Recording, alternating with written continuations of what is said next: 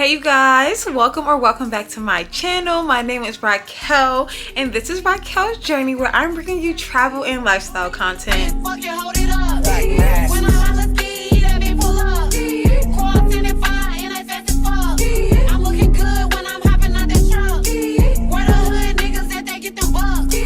So in today's video, I just want to debunk these hostel lies, these hostel myths, these hostel horror stories, because I like to stay in hostels and like I have my reasons why I like to stay in hostels, and some people have their reasons why they're just like, I would never stay in a hostel. But what's the reason?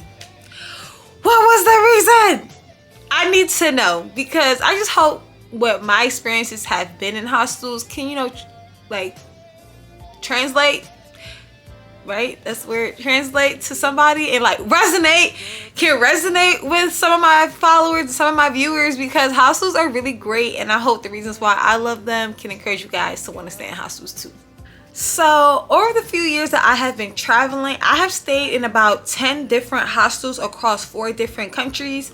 I stayed in a hostel when I went to Cuba, Thailand, Greece, and Canada. So I'm just gonna let you guys know what are some things that you should look for, things you should do. It's kind of going to be like a things you need to know before you go type of video when it comes to staying in hostels. I think I'm going to get into the etiquette of hostels like closer to the end of the video. So if you want to learn about like hostel etiquette, just watch all the way to the end. But I want to start off by saying that hostels are dorm rooms, okay? If you stay in a hostel, it's going to be a dorm unless you book a private room. Yes, you can book private rooms in hostel. Like, you don't have to stay in a dorm room if you don't want to. But if you do stay in a dorm, they can come in a 4-bedroom, 6-bedroom, 8-bedroom, 12-bedroom, 32 bedrooms. You just have to do your research, and different hostels are going to offer different things. And staying in a hostel, I have stayed in dorm rooms and I've also stayed in private rooms. You can get the best of both worlds. If you just want to be by yourself, solo dolo, be able to come back after an excursion, come back after whatever you're doing for the day, and just be in your room by yourself and not want to mingle with anybody, book a private room. If you are scared about your things, your belongings, stay in a private room. If you want that comfortability, stay in a private room. But you can also have those things in a dorm room as well.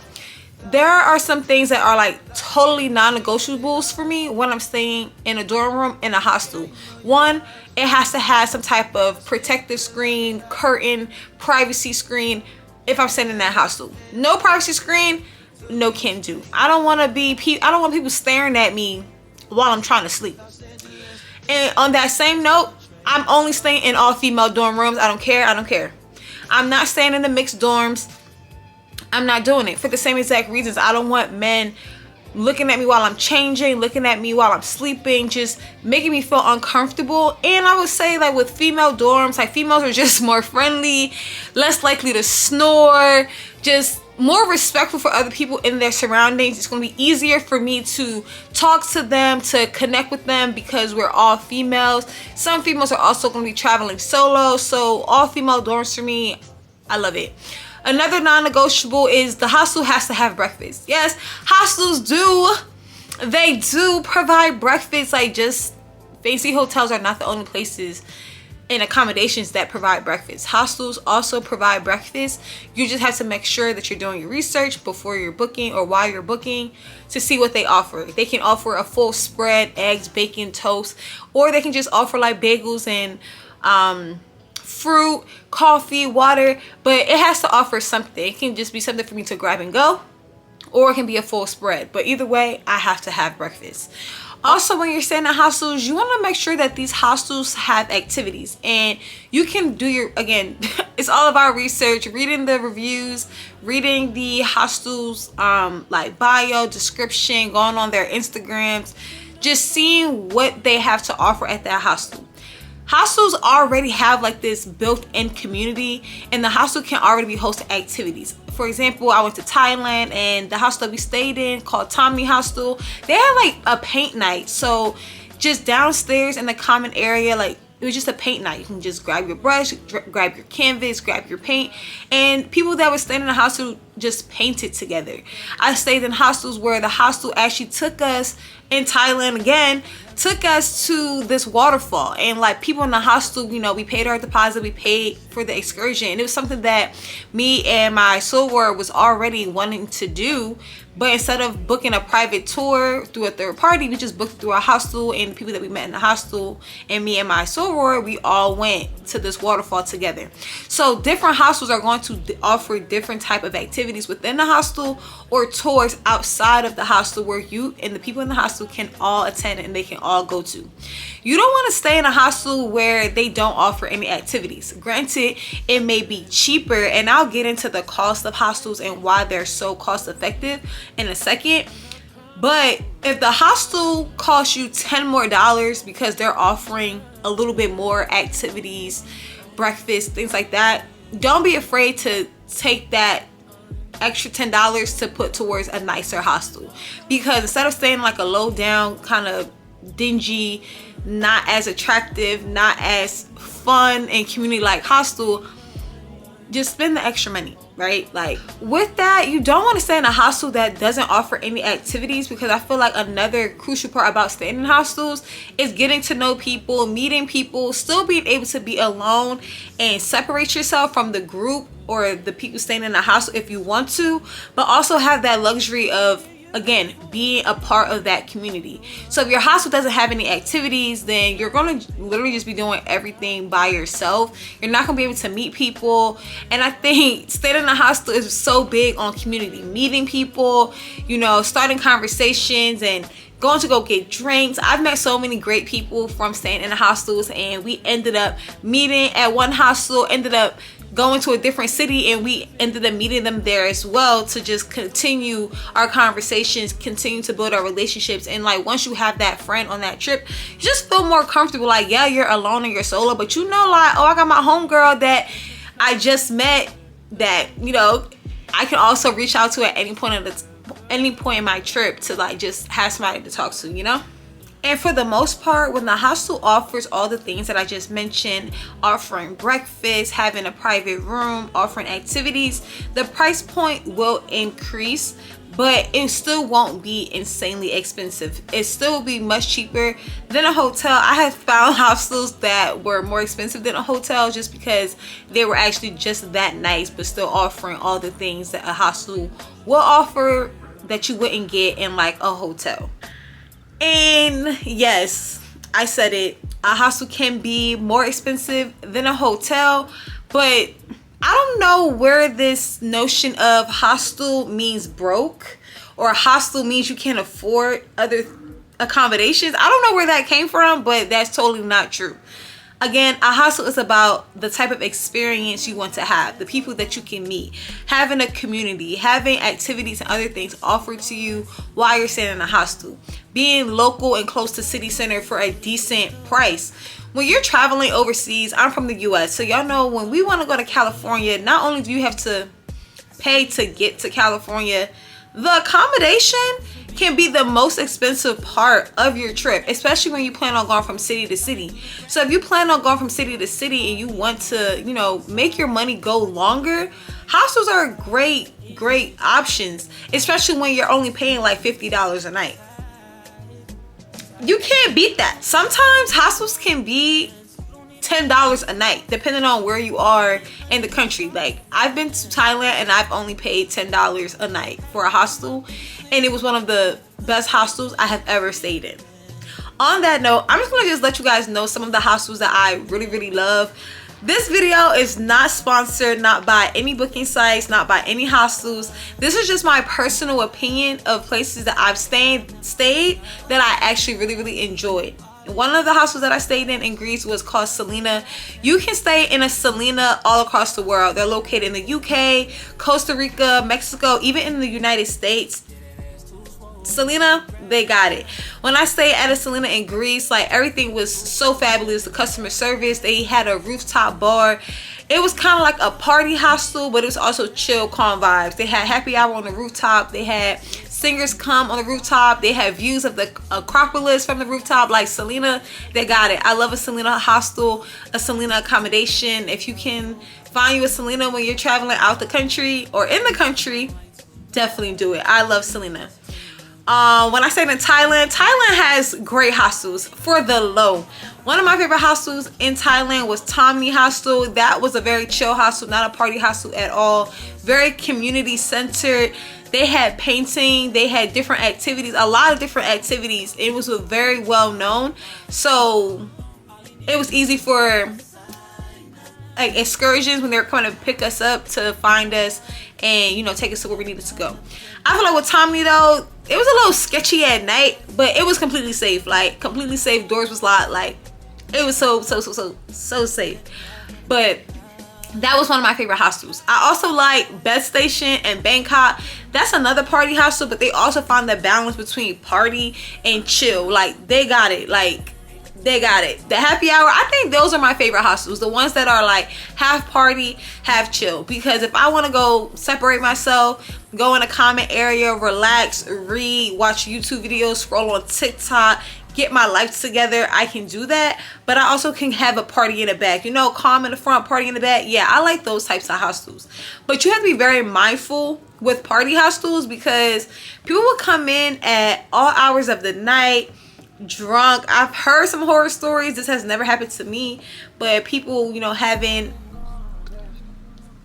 doing the do in the hostel rooms. Again, never happened to me, but there's some crazy things that can happen in party hostels that, yeah, do your research. If the comments and the reviews are saying chill, calm, peaceful, that's a chill hostel. If it's giving 20 backpackers in a photo on the cover of this review, on the cover of the hostel's like description, is giving party.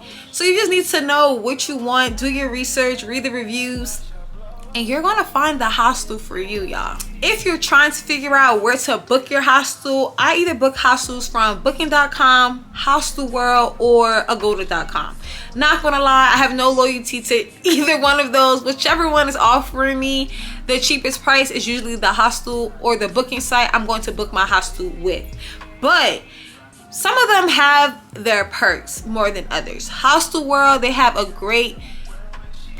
plethora of hostels, but it has to meet the non-negotiables. So they have a lot of filtering features on Hostelworld where you can filter through everything, and you know, if it has Wi-Fi, that's another non-negotiable that I didn't mention. These hostels, they have to have Wi-Fi, y'all. Make sure your hostel has Wi-Fi, because if you don't have a SIM card, if you come back, you want to have Wi-Fi. I'm not trying to be solo dolo and I don't have no internet. That happened to me in Cuba, and that was the worst experience ever. Like, not being connected to the world. My first solo trip, I was so scared, but y'all can go watch that video if y'all want to.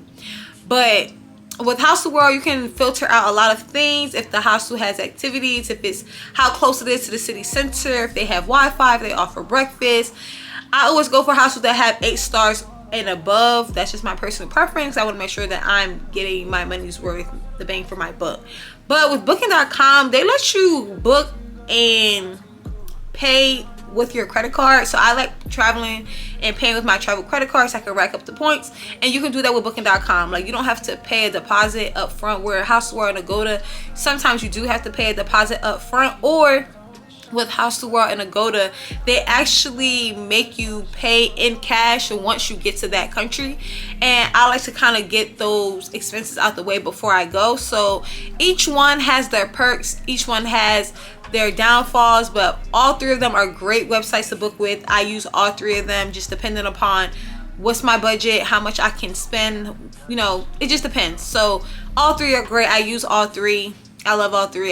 Like I said, I have no loyalty. They're all great.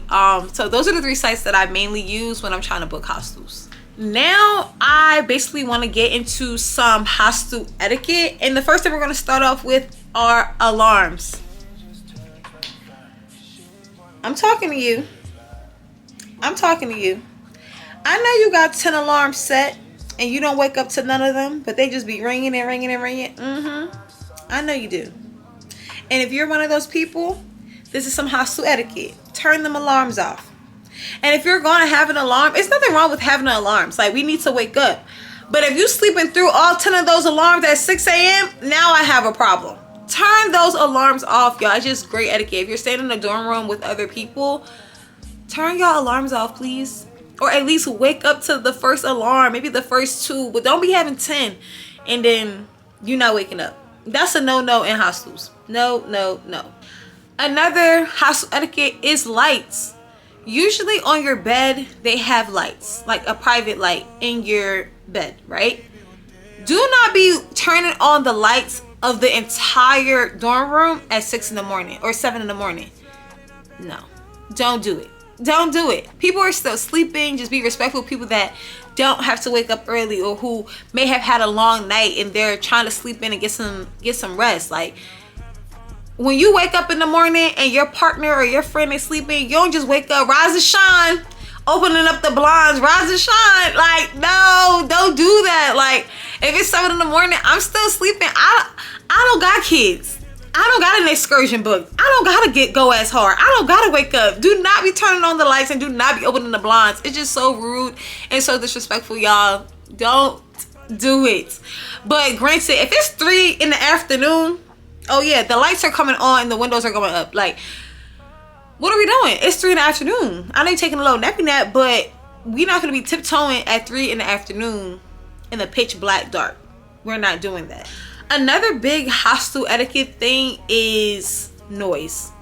If you know you have an early excursion or an early flight the next morning, just pack your stuff the night before so you're not making a whole bunch of noise while people are sleeping, because you need to pack your bags. Like, shh.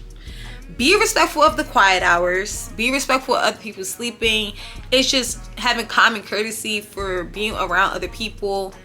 Keep the noise levels at a minimum when people are sleeping. I'm not saying somebody's taking a nap. Yeah, you want to be respectful, but that's not going to stop you from doing what you need to do. But if it's quiet hours, like after midnight, you coming back in from a party, you're a little drunk, try to keep the noise at a minimum to be respectful of people sleeping. Just keep noise levels at a minimum. Just be respectful, y'all. Just be respectful. If you wouldn't want people doing it to you, don't do it to other people, especially when you're sharing a common space. Another thing, don't sleep on my bed. Don't sit on my bed. Like, that's just mad rude. I don't know where you was at all day. If it's not your bed, don't sit on it. Don't put your stuff on it. I know the top bunk could be a little bit difficult if you got the top bunk, right? But it don't matter. Do not put your stuff and do not sit, sleep, or anything on other people's beds. Like, that's just mad rude. Like, if I came to your house and I got straight in your bed with my outside clothes on, no, don't do it. Just be respectful of other people's space, their belongings, and don't use other people's beds. Like, if I'm on the bottom bunk and you need to charge your phone and your bunk is on the top bunk, but you don't want to climb up there to charge your phone, that's your problem. Use one of the local outlets, but do not go inside of my bed because I'm on the bottom bunk to plug your phone in.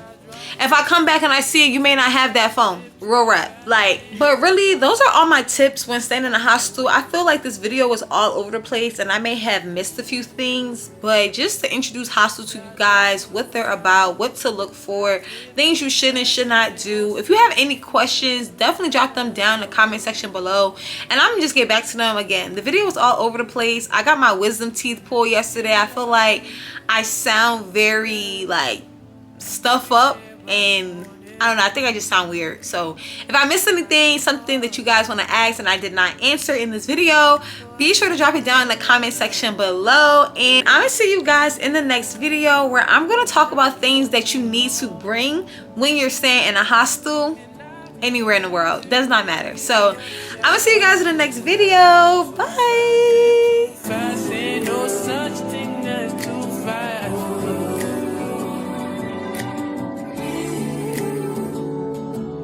I drive too fast, move too fast, live too fast, ain't no such thing.